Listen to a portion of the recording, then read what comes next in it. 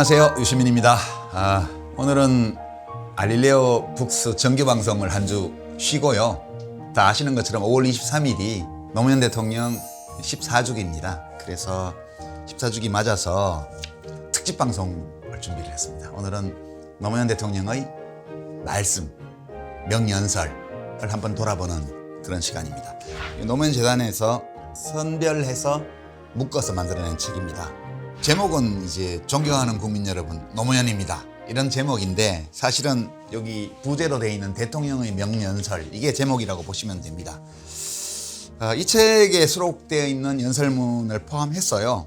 여러분들께 오늘 육성어로 대통령의 연설을 들려드리고 그에 대해서 좀 이야기를 나누려고 합니다. 이야기 손님을 오늘 세 분을 모셨는데요. 먼저 노무현 대통령 대변인을 하셨죠. 노무현의 필사라는 별명이 있습니다. 윤태영 노무현 재단 이사 나오셨습니다. 네, 안녕하세요. 이 노란 책 대통령의 명연설 만드는 과정에서도 주도적인 역할을 하셨습니다. 요즘 라디오 진행도 하시고 책도 많이 쓰시는 강원국 작가입니다. 네, 안녕하세요. 강원국입니다. 김대중 대통령과 노무현 대통령 두 대통령의 연설문을 쓰는 일을 전문으로 하셨던 분입니다. 그리고 이제 참여정부 때 국정홍보 업무를 했고요. 자칭, 타칭 보고서의 신이라는 별명도 있다고 하는데 백승건 작가입니다. 네, 안녕하세요. 제가 소개한 순서대로 짧게 근황 토크 30초 이내로 한번 부탁드릴까요? 네, 저는 이 특별한 일 없이 잘 지내고 있습니다. 그 책을 열심히 노무현 평전 작업을 하고 있는데 이 작업을 계속 해야 되나 하는 갈등을 느낄 정도로 지금 심각한 고비를 넘고 있는 중인데 마음을 새로 잡고 지금 열심히 써서 내년 15주기 때까지 내놓으려고 지금 열심히 노력 중에 있습니다.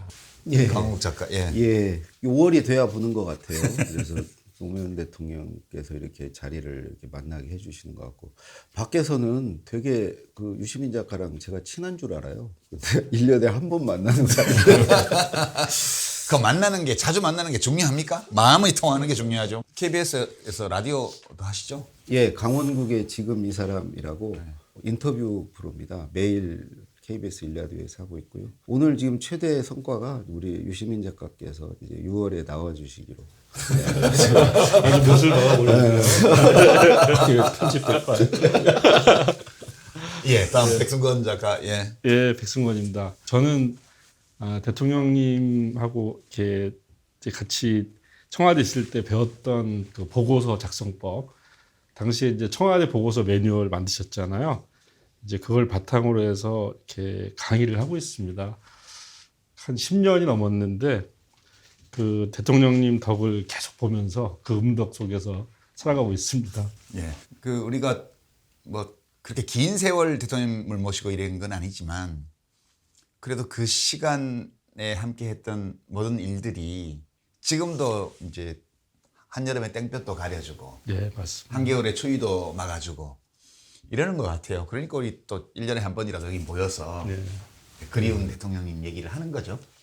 오늘 이야기 손님 세 분은 모두 다 이렇게 공통점이 있습니다. 우리 대통령님하고 같이 노무현 대통령님의 말과 글을 만들어내는데 이제 참여하셨던 분들이세요. 그래서 이제 14주기를 맞은 오늘은 노무현 대통령의 대통령이 되시기 전 혹은 대통령으로 재임하시던 대통령직을 마치신 후든 노무현 대통령 특유의 언어가 있으세요. 언어는 존재의 집이다 이런 말도 있는데 대통령의 말과 글을 이렇게 만나다 보면 그 사람을 느낄 수 있죠. 그렇죠. 그 중에서 오늘은 특히 외교 안보와 관련되어 있는 연설을 중점적으로 살펴보려고 합니다.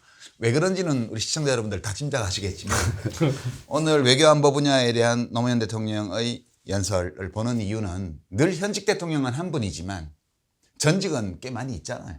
대통령의 말이라는 것이 우리가 오늘 뉴스에서 보는 그런 것만 있는 게 아니다.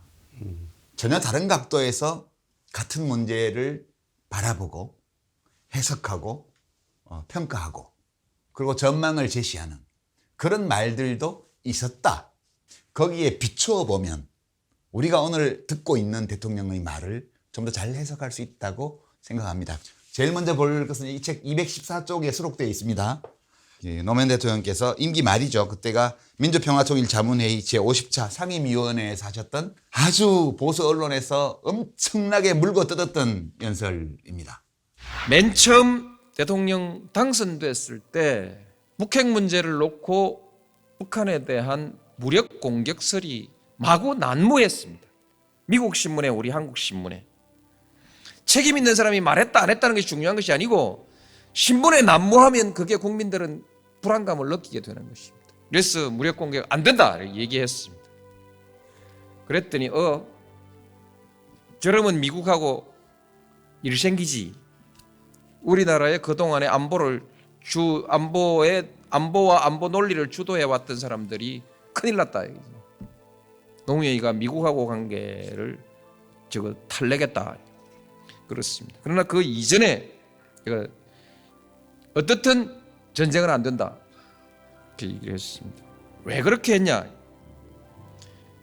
우리나라에 여러분이 지금 그런 대로 쓸만한 사람인지 내 스스로가 쓸만한 사람인지 아닌지를 검증하는 방법이 있습니다. 옛날 사귀던 친구 보고 우리 집에 놀러와라 해가지고 놀러오면 내가 아직도 괜찮은 사람이라는 뜻입니다. 돈 좀 꾸돌라 해가지고 돈 빌려주면 그거 아주 괜찮은 사람입니다. 돈 안 빌려주면 내가 요새 한물 가는구나 이렇게 생각해야죠. 심리적 의존관계, 의존 상태를 벗어나야 됩니다. 국민들이 내 나라는 내가 지킨다라고 하는 의지와 자신감을 가지고 있어야 국방이 되는 것이지, 미국한테 매달려가지고 바지가랑이 매달려가지고 미국 엉덩이 뒤에서 숨어가지고 형님 백만 믿겠다, 이게 자주국가의 국민들의 안보의식일 수가 있겠습니까? 이렇게 해서 되겠습니까? 인계철선이라는 말 자체가 염치가 없지 않습니까? 남의 나라 군대를 가지고 왜 우리의 안보를 위해서 인계철선으로 써야 됩니까? 피를 흘려도 우리가 흘려야죠. 우리가 작전 통제 하나 할 만한 실력이 없냐? 대한민국 군대들 지금까지 뭐 했노 이게? 나도 군대 갔다 왔고 예비군 훈련까지 다 받았는데 심심하면 사람한테 세금 내라 하고 불러다가 뺑뺑이 돌리고 훈련시키고 했는데 그 위에 사람들은 뭐 해서 작전 통제권 자기들 나라 자기 군대 작전 통제도 한 게 제대로 할 수 없는 군대를 만들어 놔놓고 나 국방장관이요, 나 참모총장이요, 그렇게 별들 달고 그드럭거리고 말았다는 얘기입니까? 그래서 작동권 회수하면 안 된다고 줄줄이 모여가가지고 성명 내고 자기들이 직무유기 아닙니까?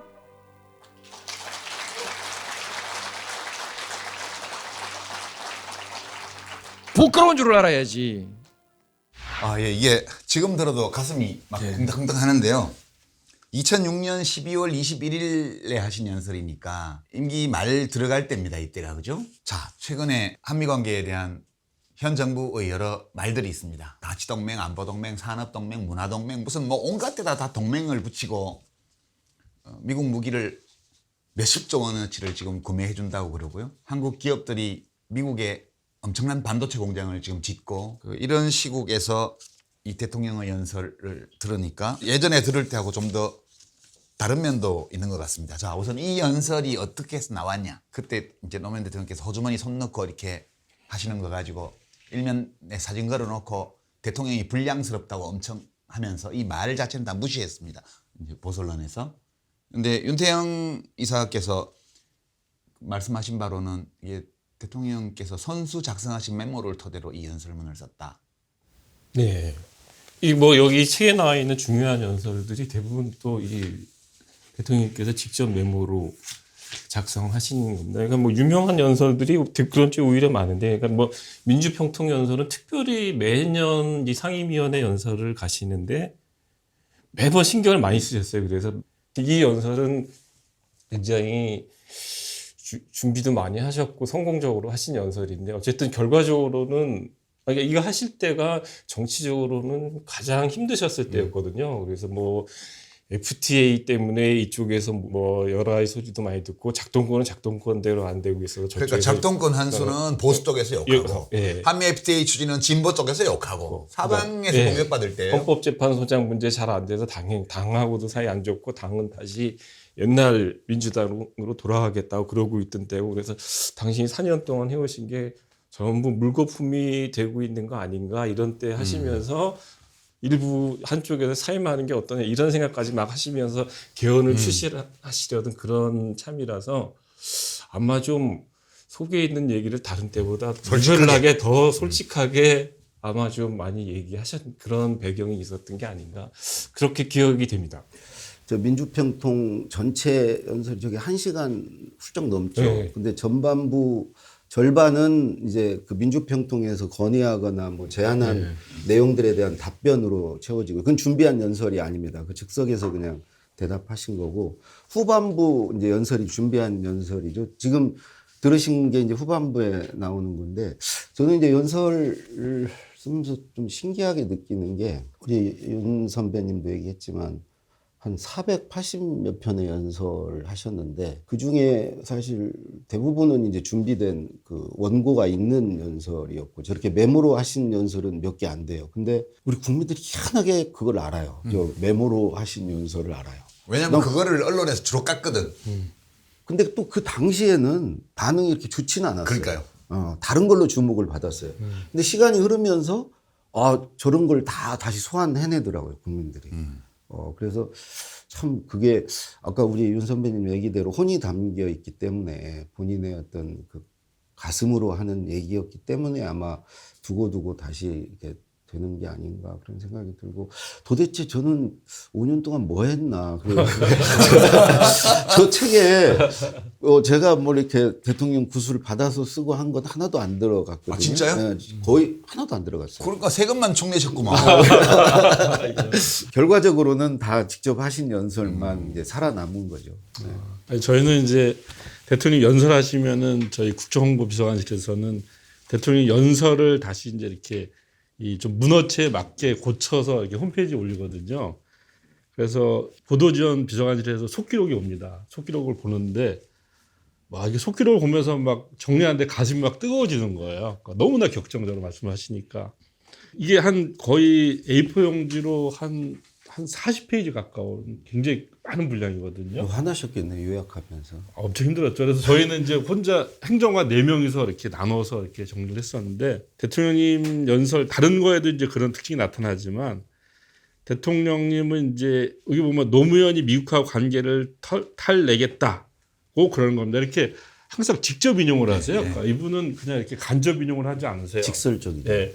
그러니까 우리나라 사람들 보통 말이 이렇게 약간 간접적으로 또 유보적으로 또 완곡하게 이렇게 말을 하는 것을 이제 좋은 말이라고 이렇게 품 있는 말이라고 얘기를 하는데 대통령이 그 문법을 다 깨고 있거든요. 깨고 있는데 오히려 그 깨고 있는 것이 사람들의 가슴에 이렇게 팍팍 꽂히는 것 같아요. 그러니까 하늘에 있던 대통령의 말을 땅으로 끌어내는 네, 거죠. 맞습니다. 예, 저 연설 그렇죠. 중에 그래도 예. 백미는 부끄러운 줄 알아야지. 부끄러운 줄 알아야지. 근데 그 대목에서 굉장히 감정을 내비치잖아요. 근데 사실은 대통령 특히 이제 지도자들은 이제 감정을 내 보이는 게 좀 금기시 되어 있는 측면이 있거든요. 근데 지금 대통령도 이제 화를 많이 내신다고 그래요. 화를 많이 내는 정도라 늘 화가 나 있죠. 문 밖으로 막 언성이 들리고 그렇다고 하는데 저는 그 화와 요 분노는 좀 구분해야 된다고 생각합니다. 승질내는 것과 분노하는 것은 다른 이 것이다. 공적 분노와 공분이라고 사적으로 그러죠. 화내는 건 네. 다르죠. 그렇죠. 네. 그러니까 이제 저건 승질내는 게 아닙니다. 예. 분노는 있어야죠. 분노할 때 분노해야죠. 예. 그냥 우리 시청자 여러분들도 한번 생각해 보십시오. 지금 대통령께서 한미 관계에 관해서 핵심적으로 말씀하신 것이 심리적 의존 관계에서 벗어나야 된다 이거였어요. 그러니까 다른 대목에서 보면 이런 표현도 쓰셨는데 70년 동안 우리 신세 많이 졌다 미국한테 고맙게 생각한다. 그리고 미국은 굉장히 강대국이기 때문에 걸맞는 예우를 해야 된다. 그런데 의존하는 거하고 우리가 자주적이고 독립적인 나라가 되어서 친구가 되는 거하고는 다르다. 그러니까 우리가 가야 될 바는 미국에 의존하는 관계가 아니고 독립한 나라로서 자주적인 나라로서 진짜 친구가 되는 거다. 좋은 친구가. 이게 이제 기조예요. 저는 이게 지금 표현이 어떠하든 간에 2023년 지금 시점의 대한민국 정부에서는 이게 완전히 없어진 거 아닌가 그런 생각이 좀 들거든요. 그러니까 저는 두 단어가 눈에 띄어요. 그 염치라는 말하고 체면. 그러니까 체면은 이제 우리 민족 어떤 자긍심, 자부심, 자존감. 이런 거고 염치는 남한테 이렇게 도와달라고 하고 그런 그 염치가 있어야 된다. 그러면 안 된다는 거죠. 사람이 염치가 있어야지. 손 벌리고 이거 그러니까 체면과 염치 두 개를 지키기가 사실 쉽지가 않아요. 정체성과 네. 관계. 그렇죠. 자기 중심을 지키면서 또 얻어낼 건 얻어내는 이제 그런 그 스탠스를 잡기가 쉽지 않은데 노무현 대통령이 그걸 절묘하게 잡으신 것 같아요. 이게 저 연설의 뒤에 보면 장사 잘했다는 말이 나와요. 내가 이 정도의 한미 동맹과 한미 관계, 굳건한 한미 관계를 유지하고 안보 지키고 FTA 하는데 추진하고. 들어간 비용에 비해서 최소 비용으로 나는 얻을 거 다 얻어냈다. 장사 이 정도면 잘하지 않았습니까? 하는데 저는 그게 외교라고 생각합니다. 저는 이 친구라고 하는 이 비유가 굉장히 참 적절하다고 생각하거든요.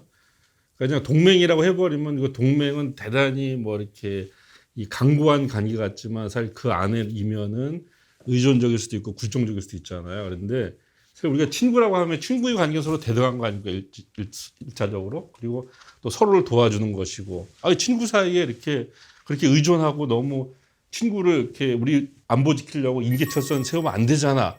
라고 하는 논리가 바로 친구라고 하는 논리로부터 다 이렇게 설득력을 얻는 거예요. 그러면서 또 그러잖아요. 대등한 관계, 그 초강대국하고 사실 대등한 건 안 된다고. 그건 또 인정할 그 인정해. 근데 이 인계철선 문제는 우리 세대는 다 아는데 그렇죠. 지금 우리 시청자분들 중에 젊은 분들은 이미 미 이사단이 평택으로 가버렸기 때문에 이게 인계철선이 뭐야라고 하실 것 같아요. 대통령이 이거 굉장히 중요하게 말씀을 하셨는데. 임기 초반부터 얘기를 많이 하셨는데 인계철선이라는 게 이렇게 무슨 기뢰? 부비트랩인가요? 거기에 자동으로 뭐 건드리게 되면 이게 폭발하게 돼 있는 그런 장치를 말하는 것 같은데, 그러니까 미 이사단이 전방에 있으면 북한이 만약 남침했을 경우에 미군 쪽을 바로 타격하게 되는데 미군이 한국 전쟁에 자동으로 개입하게 되는 그런 걸 의미하는 단어인데 왜 우리나라 땅의 이 전방을 왜 꼭 미국한테 그거를 맡겨야 되냐. 그래서 자존감의 문제죠. 그렇죠. 그러니까 염치의 문제고. 그래서 처음부터 임기 초반부터 자주국방에 예산을 엄청나게 투입하면서 이게 다른 정부 때보다 오히려 우리 진보 정부가 노무현 정부가 국방비를 늘렸죠. 국방비를 굉장히 5년 동안 퍼센티지를 굉장히 많이 늘려갑니다. 근데 그러면서 한미 동맹을 중시하시는 일은 거의 다 또 하시죠. 예를 들어서 뭐 이라크 파병 요청했을 때 당신이 국회의원이었으면은 반대하셨을 이라크 파병도 하시고, 그다음 뭐 한미 FTA 추진하시고 뭐 이게 다 하시는데, 거꾸로 이런 우리 자존심을 세울 일들은 또 많이 또 한편으로 또 계속 추진하시는 거니까 용산 기지를 평택으로 이전한 게 또 가장 대표적인 거 아닙니까? 그러니까 몇십 년 동안 외국 군대가 계속 주둔해왔던 용산 땅에서 이거를 이전시킬 때 또 말도 많았지만 또 이게 진보 진영으로부터 많이 또 뭐 비판도 많이 받았지만 그래도 그걸 꼭 끝까지 우리나라 자존심을 지키기 위해서 이루어냈죠. 그래서 용산이 이제는 지금 국민품으로 돌아오고 있지 않습니까? 용산 가족공원 이쪽이. 그러니까 연은 이런 거예요. 지금 저는 최근에 한미 관계를 보면서 자존심이 상했어요. 솔직히 그냥 대한민국 국민으로서 우리 이런 나라 아닌데 미국하고는 군사 동맹국이고 우호 관계가 중요하고 우리가 주변에 관계가 껄끄러울 수 있는 군사 강국이 많기 때문에 멀리 있는 힘센 나라를 친구로 둬서 나쁠 게 하나도 없잖아요. 그러나 우리가 자주적인 국가로서 살아갈 때 우리의 자존감을 세워나가야 되고, 그리고 남에게 이 부당한 폐를 끼치면 안 되고, 그리고 친구니까 서로 간에 이익되는 일을 주고받아야 되는데, 지금 뭐 우리가 오늘 그러려고 모인 건 아니지만 그래도 말이 나온 김에 얘기를 하자면 그 심리적 의존 관계 속으로 그냥 들어가 버리는 느낌이에요 지금. 그래서 제가 자존심이 상한 거거든요. 자존감이 헤쳐지면 자존심이 상하는 기분이 들죠. 그러니까 이 문제 때문에 지금 사실은 이제 현 정부 1주년 출범 1주년 여론조사에서 보면 외교안보에 대한 국민들의 평가가 아주 나빠요. 그리고 한미관계, 한일관계를 이렇게 의존관계로 가면서 중국, 러시아와 척을지는 이거에 대해서도 70% 정도의 국민들이 잘못됐다고 얘기를 하고 있거든요.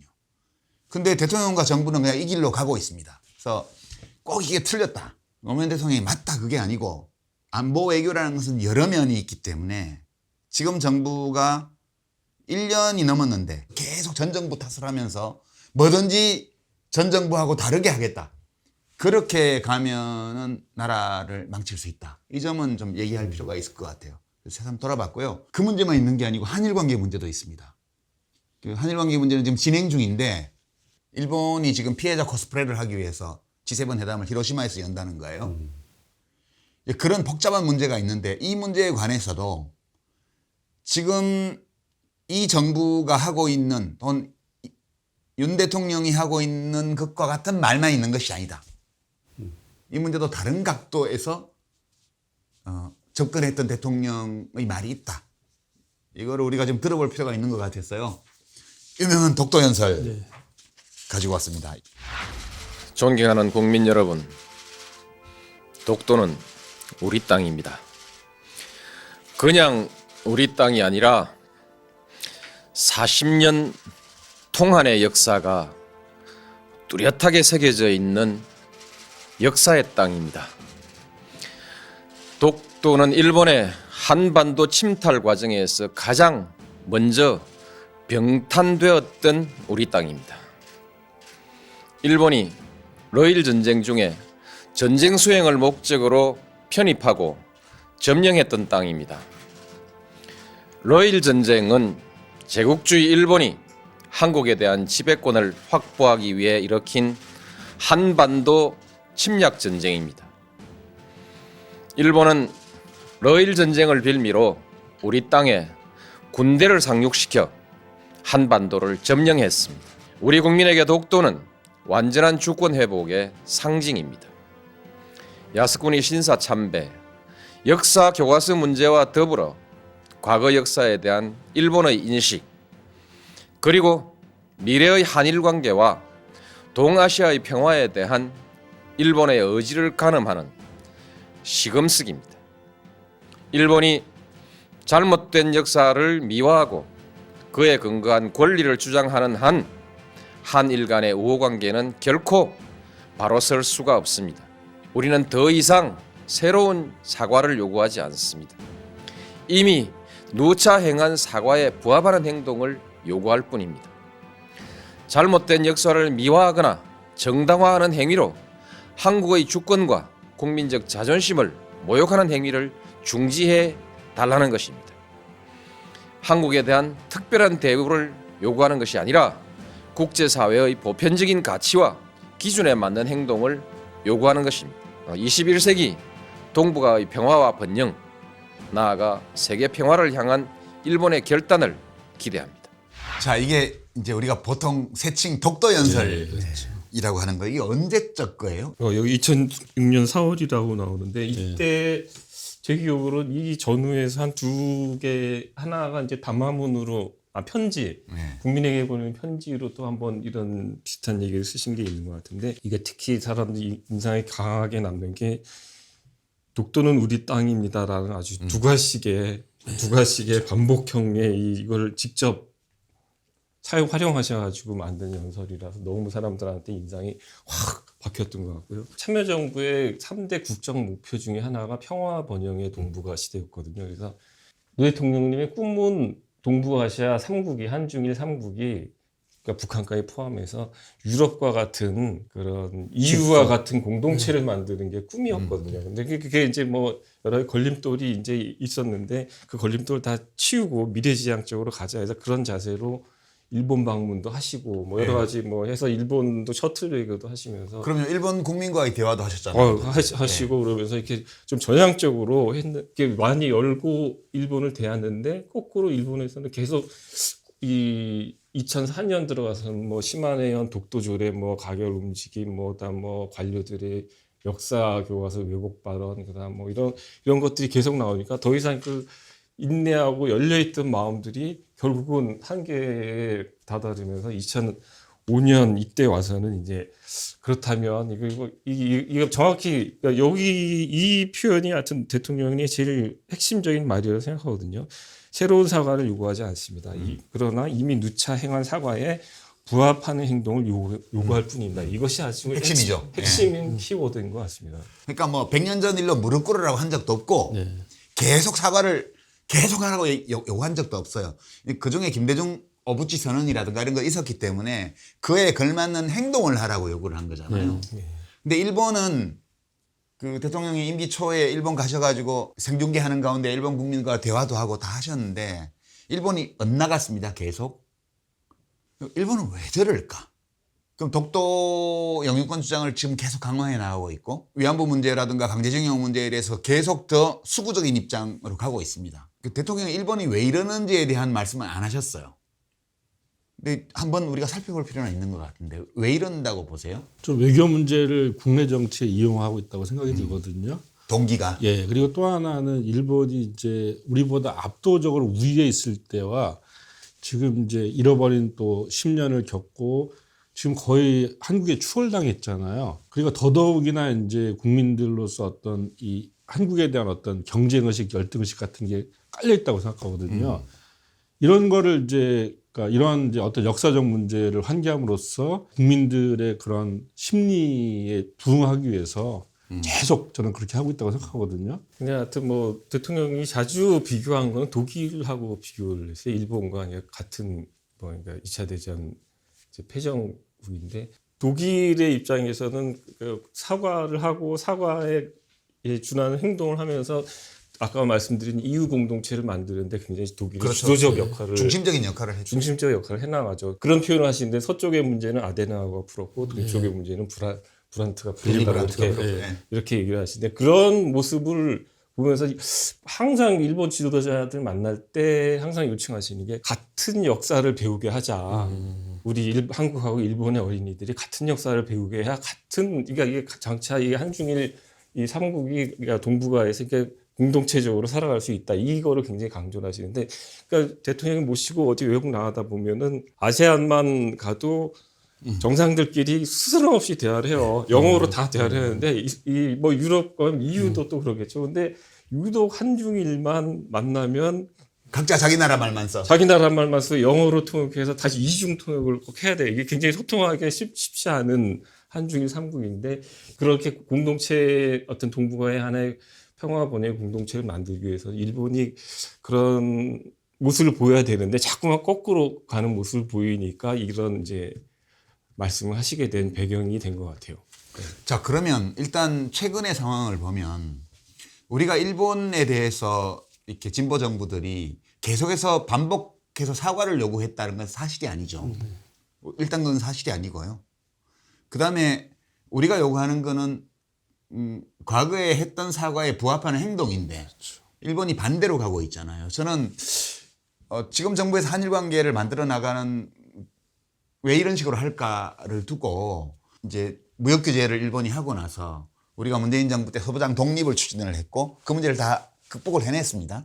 일본만 손해를 봤어요. 우리는 별로 뭐 타격받은 게 없고 그게 이상하게 최근에 와서 일본 여행도 다 젊은이들도 많이 가고 뭐 일본 맥주도 수입량이 늘었다 그러고 그러니까 노제패는 끝난 것 같고 대통령은 일본에다 다 내주고 있고 그 일본은 계속 뻗대고 있고 계속 얻기려고 하고 있습니다. 이 일을 우리가 어떻게 이해해야 할까? 왜 한국 젊은이들이 일본 여행을 가냐? 일본에서 콤플렉스가 별로 없어요. 그러니까 우리가 일본보다 약하고 이럴 때는 일본 사람들은 여유가 있을 거예요. 우리는 스트레스를 받았어요. 그런데 우리 젊은이들은 일본에 대한 열등감이 별로 없어요. 그러니까 굳이 사과를 요구하지도 않아요. 그냥 이상한 행동만 안 하면 돼요, 일본이. 반면에 일본은 왜 이게 국내 정치에 한일 관계가 이용이 될까 생각을 해보면 객관적으로 데이터상 한국이 앞서가는 분야들이 많이 생겼잖아요. 그러니까 일본 국민들이 거꾸로 우리가 과거에 일본에 대해서 느꼈던 그런 감정을 느끼는 거죠. 그러니까 거기다 불을 지르면 국내 정치에 이용을 할 수가 있는 거예요. 그 일본 정치인들이 자꾸 극우로 가는 이유가 물이 그렇게 돼가고 있잖아요. 그러니까 우리가 이거를 있는 그대로 받아들이고 일본에 대해서 우리는 원숙한 태도를 취하면 돼. 이게 새로운 사과 요구하지 않는다. 그냥 지금까지 한 사과에 맞는 행동을 해라.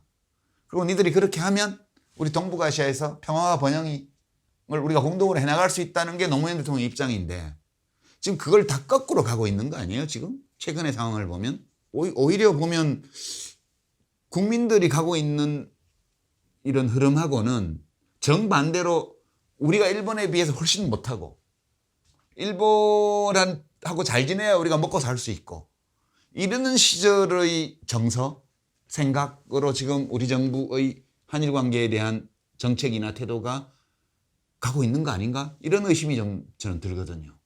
또 현안 문제에 대한 연설만 듣고 지나갈 수는 없고요. 우리가 이제 5월 추모 주간을 맞아서 기간을 맞아서 대통령의 연설 중에서 따뜻한 감정 이런 것들을 느끼게 할 수 있는 연설도 되게 많아요. 그래서 우리가 그리움을 서로 나누는 그런 시간 좀 가져보겠습니다. 조선 건국 이래로 600년 동안 우리는 권력에 맞서서 권력을 한 번도 바꿔보지 못했다. 비록 그것이 정의라 할지라도, 비록 그것이 진리라 할지라도 권력이 싫어하는 말을 했던 사람은, 또는 진리를 내세워서 권력에 저항했던 사람들은 전부 죽임을 당했다. 그 자손들까지 멸문지화를 당했다. 폐가 망신했다. 600년 동안 한국에서 부귀영화를 누리고자 하는 사람은 모두 권력에 줄을 서서 손바닥을 비비고 머리를 조아려야 했다. 그저 밥이나 먹고 살고 싶으면 세상에서 어떤 부정이 저질러져도, 어떤 불의가 문 앞에서 벌어지고 있어도, 강자가 부당하게 약자를 짓밟고 있어도 모른 척하고 고개 숙이고 외면했어야 돼. 눈 감고 귀를 막고 비굴한 삶을 사는 사람만이 목숨을 부지하면서 밥이라도 먹고 살 수 있던 우리 600년의 역사, 제 어머니가 제게 남겨주었던 제 가훈은, 야 이놈아, 모난돌이 정 만든다, 계란으로 바위 치기다, 바람 부는 대로 물결 치는 대로 눈치 보며 살아라. 80년대 시위하다가 감옥 간 우리의 정의롭고 혈기 넘치는 우리 젊은 아이들에게 그 어머니들이 간곡히 타일렀던 그들의 가훈 역시, 야 이놈아, 계란으로 바위 치기다, 그만둬라, 너는 뒤로 빠져라. 이 비겁한 교훈을 가르쳐야 했던 우리의 600년의 역사, 이 역사를 청산해야 한다. 권력에 맞서서 당당하게 권력을 한번 쟁취하는 우리의 역사가 이루어져야만이 이제 비로소 우리의 젊은이들이 떳떳하게 정의를 얘기할 수 있고 떳떳하게 불의에 맞설 수 있는 새로운 역사를 만들어낼 수 있다. 성공의 비결이 뭐냐? 사즉생입니다. 죽는 길로만 갔는데 대통령이 됐어요. 아무 때나 여러분 뽐보고 하지 마십시오. 진짜 죽어버리는 수가 있습니다. 행운이 내 편에 서 있을 때 그때 사즉생의 길을 가야 합니다. 가볍게 얘기하지만 저는 이게 중요하다고 생각합니다. 말로는 사즉생 하면서 사즉생 안 해요. 죽을까봐 그냥 매달려갖고 다음 선거 떨어질까봐 바들바들 떨고, 제가 지켜온 변함없는 원칙은 당선되는 것도 중요하지만 당선 자체가 진보라야 한다. 제가 7번 선거를 해서 4번을 졌거든요. 그런데 대통령도 했어요.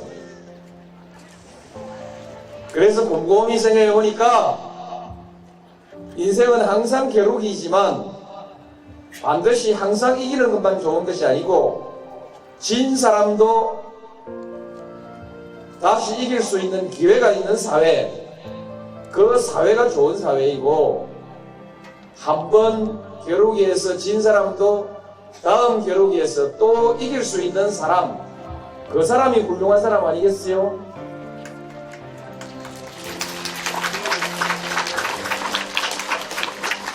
오늘 이기는 사람도 다음 질 수 있기 때문에 기분은 좋지만 겸손하고 또 친구를 격려할 줄 알고, 오늘 진 사람은 다음 또 이길 기회가 있기 때문에 이긴 친구들을 축하하고 또 앞으로 더 열심히 연습해서 또 이기고, 또 꼭 달리기에서 못 이기면 공놀이에서 이기고, 공놀이에서 못 이기면 착한 사람 겨루기에서 또 이기고, 그렇게 할 수 있는 거 아니겠어요? 그렇죠?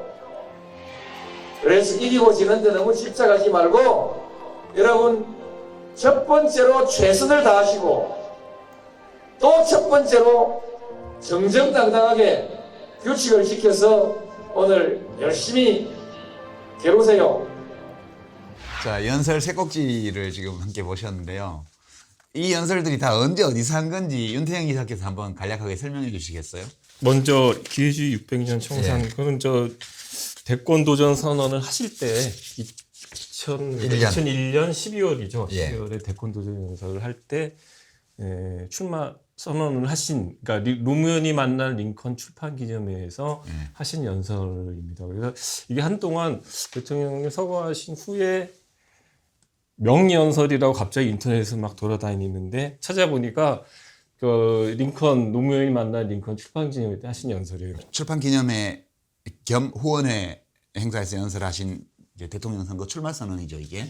조선 건국 600년 이 연설은 인간적 자존감에 관한 연설이었다고 생각해요, 이 대목은. 그러니까 우리가 한 사람이 자기 의사와 무관하게 눈 떠보니까 세상에 와 있잖아요. 삶을 부여받아 가지고 그렇게 온 사람으로서 내면에 무엇을 가지고 인생을 살아갈 것이냐, 이거에 관련된 연설로 저는 받아들였고요. 그러니까 비굴하게 산다는 것은 자기 삶의 의미를 부정하는 거죠. 세상이 우리에게 비굴을 강요할 때, 생존을 위해서 비굴을 강요할 때 이걸 받아들이면 안 된다라는 이제 취지였고. 근데 보통 사람들이 다 그렇게 살잖아요. 비겁하게 살잖아요.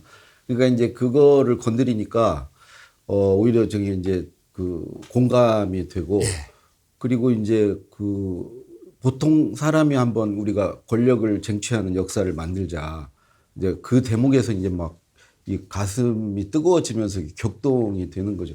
아까 우리 작가님이 뭐 따뜻한 연설도 있다 그랬는데 저 연설은 정말 따뜻한 게 아니고 뜨거운 연설이 아닌가.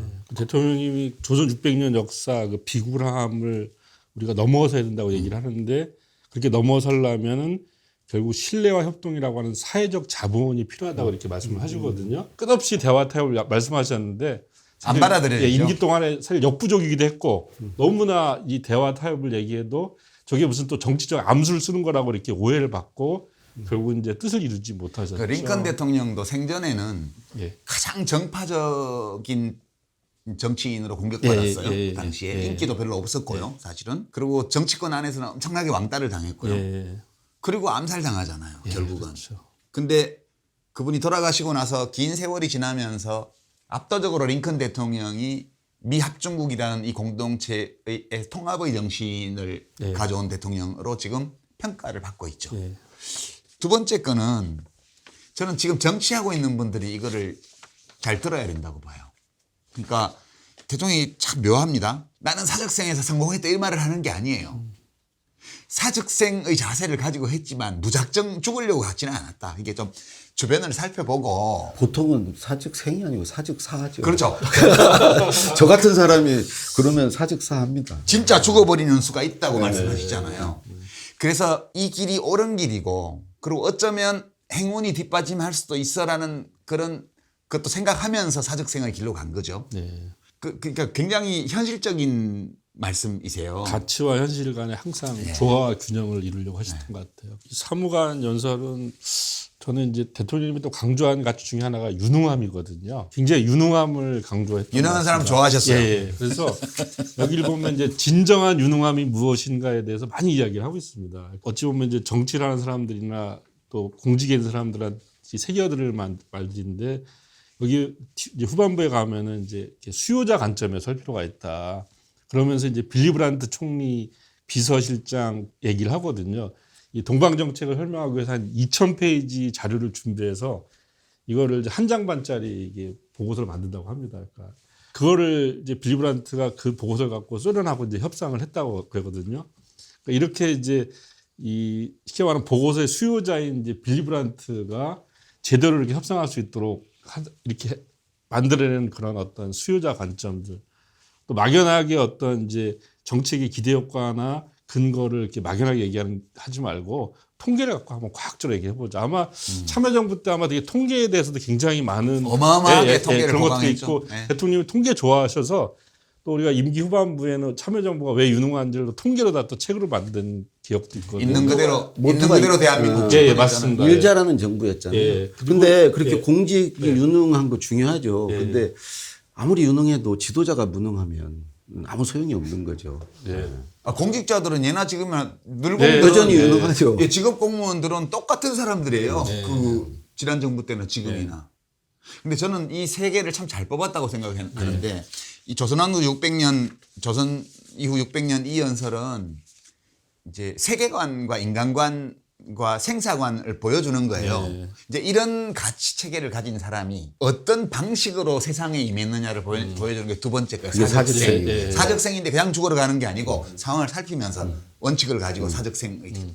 그러고 나서 이기거나 지거나 해요. 네. 그때 이겼을 때 상대방을 어떻게 대하며 졌을 때 자기 자신을 어떻게 대하는지에 대한 이야기를 한 것이 이 대창초등학교 연설인데 이게 단순히 애들한테 이렇게 무슨 듣기 좋은 얘기를 하신 게 아니에요. 이 세 번째 연설 이게 민주주의 기본이죠. 게임의 승패에 관한 대통령의 평소의 태도를 진짜 집약해서 보여주는 거거든요. 저는 그렇게 해석하는데 여기 보면 오늘 이기는 사람이 다음에 질 수 있기 때문에 기분은 좋지만 겸손하고 또 친구를 격려할 줄 알고 이렇게 돼 있어요. 윤석열 대통령이 이거 잘 들어야 돼요. 윤석열 대통령은 오늘 이겼다고 해서 다음에 자기들이 지는 건 생각 전혀 안 하고 기분이 좋은데 거기 빠져가지고 같이 경쟁해서 진 사람을 감옥 보내려고 지금 하는 거 아니에요.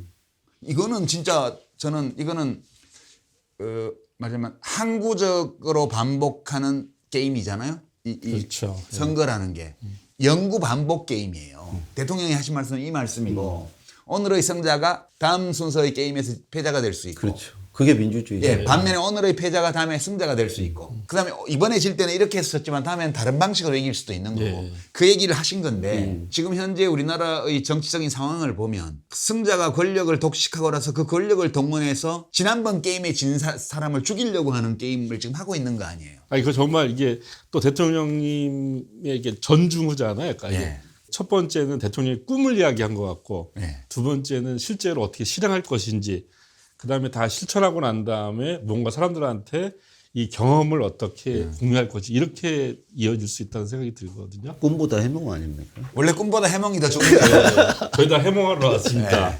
여기 대창초등학교 연설은 그 대통령님 봉화 기념관에 거기 프런트 뒤에 이렇게 있어요. 그러니까 거기에 대통령님 친필 형태로 여기에 있습니다. 그래서 아이들이 거기 기념관에 많이 오잖아요. 그래서 아이들한테 대통령님의 많은 메시지 가운데서 요걸 좀 보여줬으면 좋겠다. 그래서 특별히 이제 그걸 선택을 한 겁니다. 그러니까 지금 과도한 해몽은 아닌 거죠. 저는 이게 되게 좋거든요. 이 세 번째 이 대창초등학교에서 하신 말씀이 이게 그 정치학자들이 근데 민주주의는 어떻게 무너지는가 이런 특히 이제 의회 정치를 오랫동안 해온 미국의 정치학자들이 제일 중요하다고 강조하는 내용이 이 내용이더라고요. 보니까. 그걸 아이들 눈높이에 맞춰서 그렇죠. 아주 쉽게 그 운동의 그 분위기에 맞춰서 얘기하신 거죠. 항상 그 얘기 많이 하시거든요. 군대 경험 얘기하시면 이렇게 행군하면 낙오한 사람들 챙기는 그 앰뷸런스 차가 반드시 뒤따라오면서 낙오한 사람들 챙기고 다시 앞으로 가야 된다. 이게 진보다. 이게 민주주의고 진보다. 네. 대통령은 항상 앰뷸런스를 대기시키는 분, 그게 중요하다고 여기신 분이죠. 예. 그러니까 지금 다친 사람이 다시 기력 회복해서 다시 합류할 수 있도록 그런 철학을 갖고 계셨으니까 그런 거죠. 대통령님은 이게 말씀하실 때 정말 이 TPO를 참 잘 잡으시는 것 같아요. TPO가 뭐예요? 타임, 플레이스, 오케이션인데 보면 이게 지금 저기 초등학교 운동회 때잖아요. 그러니까 가서 시간, 장소, 상황. 그러니까 운동회 상황에서 너무나 어울리는 이야기를 하시는 거예요. 그러니까 항상 보시면 참모들이 준비된 연설이 있어도 직접 가서서 상황을 보시면 또 이제 말씀을 또 다르게 하시거든요. 이런 것들은 이제 수요자 중심이 아니시가 당신 자체가 이렇게 당신 중심으로 얘기하는 게 아니라 들을 사람들이 지금 어떤 상황이고 어떤 시간과 장소에 놓여 있는가를 다 배려해서 이렇게 근데 뭐 말씀하시는 자기가 것 하고 같아요. 싶은 얘기만 하는 사람도 있잖아요. 그렇죠. 듣는 사람이 뭐 어떻게 듣건 말건 예, 나는 예, 그렇게 예. 얘기했다고 막 계속 우기고 아니 자기가 하고 싶은 얘기를 하는 건 어쩔 수 없는데 옛날에 김대중 대통령이 정치인으로서 공격을 받은 많은 테마들이 있는데 그중에 하나가 말이 달라진다고 공격을 엄청 했습니다. 근데 김대중 대통령이 어떻게 답을 하셨냐면 부처님도 사람 따라 설법을 다르게 하라고 하셨다. 그렇게 얘기하셨어. 그러니까 뭘 알고 지식이 많은 사람하고 대화할 때는 그 수준에서 거기에 맞게 하고 그리고 그 당시에는 부처님 시절에는 거의 99.99%가 문맹이기 때문에 그렇게 지식이 없고 교육을 받지 못했고 글을 모르는 사람들하고 대화할 때는 또 그 사람들한테 맞게 하셨다는 거예요. 그러니까 김대중 대통령은 대중정치인이니까 나는 그렇게 한다라는 말보다 그렇게 하면 또 공격할 거 아니에요. 그래서 부처님을 끌어와서 방어막을 피셨거든요. 노무현 대통령도 정확하게 그렇게 하신 분이세요. 그죠? 아주 쉽고 명료하게 전달하시려고 하셨죠. 그 대기설법이라고 합니다. 그 사람의 근기에 따라서 어떤 말의 내용을 바꾼다 이렇게 얘기도 하고요.